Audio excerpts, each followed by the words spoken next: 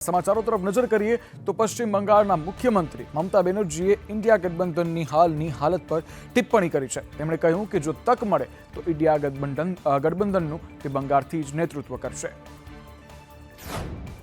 પશ્ચિમ બંગાળના મુખ્યમંત્રી મમતા બેનર્જીએ શુક્રવારે વિપક્ષ ઇન્ડિયા ગઠબંધનની વર્તમાન કામગીરીથી અસંતોષ વ્યક્ત કર્યો છે અને કહ્યું છે કે જો તક આપવામાં આવે તો તેઓ આ ગઠબંધનની જવાબદારી સંભાળી શકે છે। તૃણમૂલ કોંગ્રેસના નેતા બેનર્જીએ વિપક્ષી મોરચાને સંભાળવાની અને પશ્ચિમ બંગાળનું નેતૃત્વ કરવાની ચાલુ રાખવાની બેવડી જવાબદારી ઉપાડવાની ઈચ્છા વ્યક્ત કરી છે। મમતા બેનર્જીએ કહ્યું, મેં ઇન્ડિયા ગઠબંધન બનાવ્યું છે, હવે આ ગઠબંધનને કઈ રીતે આગળ લઈ જવું તે તેના પર નિર્ભર કરે છે જે આ ગઠબંધનને લીડ કરી રહ્યા છે।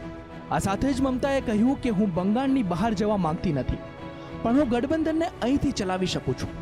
ભાજપ વિરુદ્ધ સંયુક્ત વિપક્ષ તરીકે રચાયેલા ઇન્ડિયા ગઠબંધનમાં 2 ડઝનથી વધુ પક્ષો સામેલ છે અને આ તમામ પક્ષોને તેના આંતરિક મતભેદો અને સંકલનના અભાવના કારણે ટીકાઓનો સામનો કરવો પડ્યો છે।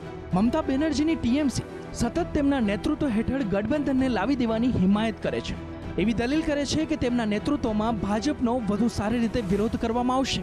પ્લેસીસ ઓફ વર્શિપ એક્ટની બંધારણીયતાને પડકારતી અરજીઓની સુનાવણી માટે સુપ્રીમ કોર્ટમાં એક વિશેષ બેન્ચની રચના કરાઈ છે। 12 ડિસેમ્બરે આ મામલો સુનાવણી હાથ ધરાશે। વિશેષ બેન્ચમાં CJI Sanjiv Khanna, justice PV Sanjay Kumar અને જસ્ટિસ કેવી વિશ્વનાથન છે। અગાઉ આ સુનાવણી 5મી ડિસેમ્બરે થવાની હતી। અરજી દાખલ કરનારાઓમાં ભાજપના નેતા સુબ્રમણ્યમ સ્વામી, વાર્તાકાર દેવકીનંદન ઠાકુર, ભાજપના નેતા અને વકીલ અશ્વિની ઉપાધ્યાય અને અન્ય ઘણા લોકોનો સમાવેશ થાય છે। હિન્દુ પક્ષનો દાવો છે કે આ અધિનિયમ કહે છે કે પૂજા સ્થાનો અને તીર્થ સ્થળોનું સ્વરૂપ 15 ઓગસ્ટ 1947ની જેમ જ રાખવામાં આવશે। ભવિષ્યમાં પણ આ વિવાદ અંગે કોર્ટમાં તેમની સામે કોઈ કેસ કે કાર્યવાહી થશે નહીં। આ સિવાય આ એકના અમલ સમયે એટલે કે વર્ષ 1991માં કોર્ટમાં ચાલી રહેલા એવા તમામ કેસનો અંત આવ્યો હતો। માત્ર અયોધ્યાના બાબરી મસ્જિદ વિવાદને આમાંથી મુક્તિ આપવામાં આવી હતી। તે જ સમયે જમિયત ઉલેમાએ હિન્દે આ અરજીઓ વિરુદ્ધ અરજી દાખલ કરી છે। જમિયત દલીલ કરે છે કે એક્ટ વિરુદ્ધની અરજીઓ પર વિચાર કરવાથી દેશભરની મસ્જિદો વિરુદ્ધ કેસોનું પૂર આવશે। અયોધ્યા રામ મંદિર પર નિર્ણય આવ્યા બાદ આ મામલાઓમાં વધારો થયો છે। અમદાવાદમાં વિશ્વના સૌથી મોટા cricket stadium Narendra Modi stadium ખાતે કાર્યકર સુવર્ણ મહોત્સવ ઉજવાઈ રહ્યો છે, જેમાં પ્રધાનમંત્રી મોદીએ વર્ચ્યુઅલી જોડાઈને સંબોધન કર્યું હતું। પીએમ મોદીએ પ્રમુખ સ્વામી મહારાજને યાદ કરીને તેમને વંદન કર્યા હતા। સાથે તેમણે કોરોના કાળમાં સંસ્થાની કામગીરીને પણ બિરદાવી હતી। તો પ્રસંગે ગૃહમંત્રી અમિત શાહે પણ ખાસ ઉપસ્થિત રહી અને કાર્યકર સુવર્ણ મહોત્સવને સંબોધન કર્યું હતું। ये बहुत बड़ी उपलब्धि है, इसके लिए मैं आपको बधाई देता हूं, अपनी शुभकामनाएं देता हूं। साथियों, कार्यकर सुवर्ण महोत्सव भगवान स्वामीनारायण की मानवीय शिक्षाओं का उत्सव है। ये सेवा के उन दशकों की गौरव गाथा है जिसने लाखों करोड़ों लोगों का जीवन बदला। 8 कार्यकर्ताओं से शुरू किया ये संगठन आज लाखों लोग इस स्टेडियम में उपस्थित है। वो ही बताता है कि एक संत जीवन में हमें कितना दे सकता है।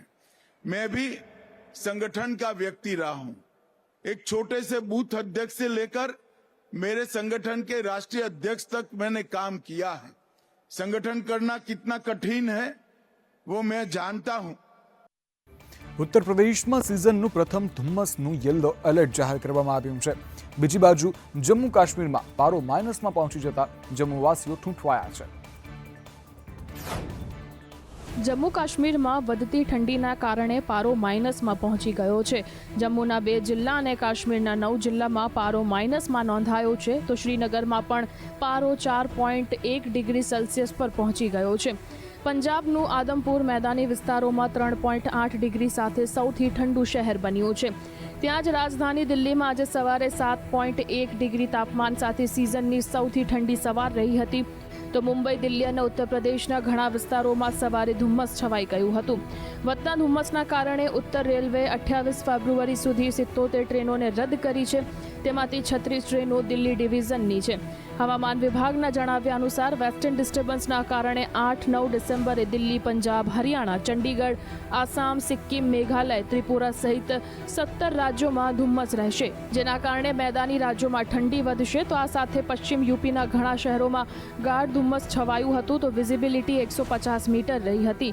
સિઝનમાં પ્રથમ વખત ધુમ્મસને લઈને યલો એલર્ટ જારી કરવામાં આવ્યું છે. હવામાન વિભાગે કહ્યું કે આગામી 48 કલાકમાં વરસાદ પણ પડી શકે છે. રાજ્યની સૌથી મોટી સહકારી બેંકની ચેરમેન અને વાઇસ ચેરમેન પદની ચૂંટણી યોજાઈ છે. ચેરમેન તરીકે શંકર ચૌધરીના માનીતા ડાયાભાઈ પિલિયાતરના વરણી કરવામાં આવી છે. બનાસ બેંકની 2.5 વર્ષની ટર્મ પૂર્ણ થઈ છે. 2.5 વર્ષ અગાઉ બેંકની ચૂંટણી બાદ ભાજપે કાંકરેજના અણદાભાઈ પટેલને મેન્ડેટ આપી ચેરમેન બનાવ્યા હતા. ચેરમેન અણદા પટેલે બેંકના કર્મચારી અશોક ચૌધરીને સસ્પેન્ડ કરી દેતા તેમનો વિરોધ થતા તેમને ચેરમેન પદ ગુમાવવું પડ્યું હતું. ભાજપે ફરીથી સૌસી પટેલને મેન્ડેટ આપી ચેરમેન બનાવ્યા હતા. સૌસી ચૌધરીની પ્રથમ ટર્મ મુદ્દત પૂર્ણ થતા આજે ચૂંટણી યોજાઈ હતી અને ચૂંટણીમાં શંકર ચૌધરીના માનીતા એવા ડાયાભાઈ પિલિયાતરની ચેરમેન પદે વરણી કરાઈ છે, જ્યારે વાઇસ ચેરમેન પદે કેશુભા પરમારની વરણી કરવામાં આવી છે.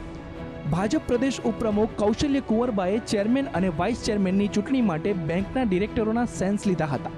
પાલનપુરના ચડોતરના કમલમ ખાતે 18 ડિરેક્ટરોના સેન્સ લેવાયા હતા, જે બાદ આ નિર્ણય લેવામાં આવ્યો છે. ડાયાભાઈએ બેંકના ચેરમેન તરીકે ખેડૂતલક્ષી નિર્ણય લેવાની અને બનતી ખેડૂતોને મદદ કરવાની નેમ લીધી હતી. દેશના પૂર્વ મુખ્ય ન્યાયાધીશ ડીવાય ચંદ્રચૂડે અભિવ્યક્તિની આઝાદીને લઈને મોટું નિવેદન આપ્યું છે અને કહ્યું કે વધુ પડતી વાણી સ્વતંત્રતા પણ સારી નથી. પૂર્વ મુખ્ય ન્યાયાધીશો અંગે ચિંતા વ્યક્ત કરી અને કહ્યું કે જો કોઈ પણ પ્રતિબંધ વિના આવું ચાલુ રહેશે તો વધુ શક્તિ ધરાવતા લોકો માટે તે એક હથિયાર બની શકે છે, જેના કારણે કેરળ હાઈકોર્ટમાં ગરીબ અને નબળા વર્ગનો અવાજ દબાવી શકાય છે. બંધારણ હેઠળ બંધુત્વ સમાવેશી સમાજની શોધ શીર્ષકના મુદ્દા પર ચર્ચા કરવામાં આવી હતી કે જેમાં નિવેદન તેમણે આપ્યું છે. બંધારણ દિવસ પર પ્રવચન આપતા પૂર્વ CJI ડીવાય ચંદ્રચૂડે કહ્યું કે અસમના સમાજમાં શક્તિશાળી લોકો નબળા વર્ગો વિરુદ્ધ કામ કરવા માટે તેમની સ્વતંત્રતાનો ઉપયોગ કરી શકે છે કે જેથી વધુ પડતી સ્વતંત્રતા પણ સારી નથી. પૂર્વ CJI ડીવાય ચંદ્રચૂડે કહ્યું કે આસામના સમાજમાં જો કોઈની પાસે સત્તા હશે તો પોતાની સ્વતંત્રતાનો ઉપયોગ એવી પ્રવૃત્તિઓને પ્રોત્સાહન આપવા માટે કરશે કે જે નબળા વર્ગ માટે નુકસાનકારક હશે, કે જો અભિવ્યક્તિની સંપૂર્ણ સ્વતંત્રતા હોય તો વધુ સંસાધનો અને શક્તિ ધરાવતા લોકો અન્ય લોકોના અવાજને દબાવી શકે છે. આ દરમિયાન ભૂતપૂર્વ CJIએ એમ પણ કહ્યું હતું કે જ્યારે વાણી અને અભિવ્યક્તિની સ્વતંત્રતા બંધારણીય ગેરંટી અને આકાંક્ષા છે ત્યારે તેની અનિયંત્રિત અભિવ્યક્તિ માટે જોખમ ઊભું થાય છે. વધતા વૃદ્ધોની વસ્તી સ્વસ્થ સમાજ માટે મોટો પડકાર છે. નિષ્ણાંતોએ ચિંતા વ્યક્ત કરતા કહ્યું કે વૃદ્ધોની વધતી વસ્તી સામે તાત્કાલિક ધ્યાન આપવાની જરૂર છે. ભારતમાં વૃદ્ધોની વસ્તી પણ ઝડપથી વધી રહી છે. નિષ્ણાંતોના અંદાજે આગામી 25 વર્ષમાં દેશમાં વૃદ્ધોની સંખ્યામાં 3 ગણો વધારો થશે. હાલમાં ભારતમાં વૃદ્ધોની સંખ્યા લગભગ 10.40 કરોડ છે કે જે 2050 સુધીમાં વધીને 31.90 કરોડ થઈ શકે છે. નિષ્ણાંતો કહે છે કે વૃદ્ધ લોકોની વધતી વસ્તીનો સામનો કરવા માટે આરોગ્ય સંભાળ સંબંધિત મુદ્દાઓ પર તાત્કાલિક ધ્યાન આપવાની જરૂર છે. તંદુરસ્ત વૃદ્ધત્વ એ શારીરિક, માનસિક અને સામાજિક સુખાકારીને પ્રોત્સાહન આપવાનો એક માર્ગ છે કે જેથી લોકો લાંબુ, સ્વસ્થ અને સંપૂર્ણ જીવન જીવી શકે છે. નિષ્ણાંતો માને છે કે તમામ પ્રયાસો છતાં વૃદ્ધોને સ્વાસ્થ્ય સંબંધિત પડકારો વધી રહ્યા છે. વૈશ્વિક સ્તરે વૃદ્ધાવસ્થા 21મી સદીના સૌથી મોટા સામાજિક પડકારોમાંનું એક બની ગયું છે. વૃદ્ધાવસ્થાની સંભાળ એ હજી પણ આરોગ્ય સંભાળનું એક નવું ક્ષેત્ર છે કે જે મોટા ભાગે શહેર સુધી મર્યાદિત છે. આ માટે કોર્પોરેટ સેક્ટર, સમાજ અને સરકારનું સક્રિય યોગદાન જરૂરી છે. વૃદ્ધોમાં હૃદય રોગ, હાઈ બ્લડ પ્રેશર, ડાયાબિટીઝ અને વૃદ્ધોમાં સાંધાની સમસ્યાને નિયંત્રિત કરવામાં યોગ મદદરૂપ થઈ